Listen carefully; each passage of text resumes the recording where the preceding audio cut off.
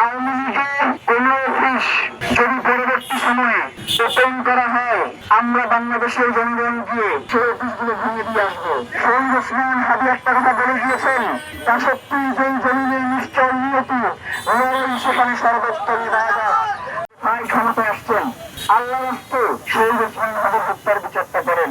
শহীদ ওসমান হাদিকে এখনো সময় আছে, মূল্যায়ন করুন। তার হত্যার বিচার নিশ্চিত করার মধ্যে দিয়ে একমাত্র শহীদ ওসমান হাদিকে ধারণ করা যায়। ইদানিং আমরা বাংলাদেশের একটি রাজনৈতিক দলের কিছু ছাত্র অ্যাক্টিভিস্টদেরকে দেখতে পাই, তারা শহীদ ওসমান হাদিকে নিয়ে বিভিন্ন ধরনের কটূক্তি করবার চেষ্টা করে। আমরা এই ছাত্র অ্যাক্টিভিস্টের উদ্দেশ্যে তার দলের নেতাদেরকে বলতে চাই, যদি আপনারা এদেরকে না থামান তাহলে আমরা মনে করবো যে আপনারা আপনাদের ছাত্র অ্যাক্টিভিস্ট দিয়ে এইগুলো খান। বন্ধ করেন, এখনো সময় আছে, বন্ধ করেন। বাংলাদেশের মানুষকে আপনাদের সামনে মুখোমুখি করালেন না। বাংলাদেশের মানুষ দীর্ঘ 17 বছর ভোট দিতে পারে নাই। দীর্ঘ 17 বছর তারা গুম খুন হত্যার শিকার হয়েছে। আপনার দলের অসংখ্য নেতা কর্মী ঢাকা শহরে এসে রিক্সা পর্যন্ত চালাইছে।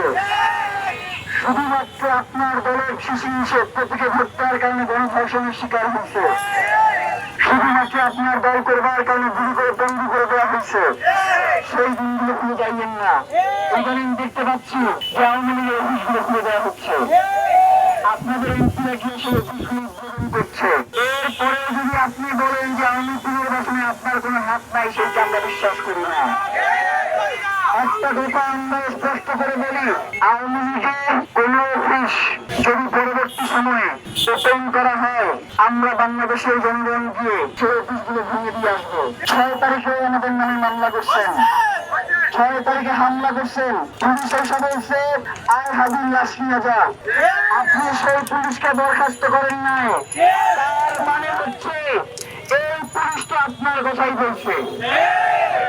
সেই পুলিশ বাস থেকে যাত্রী রাজাকার নামা বলে নামাইছে, সেই পুলিশকে কি আপনি বরখাস্ত করছেন?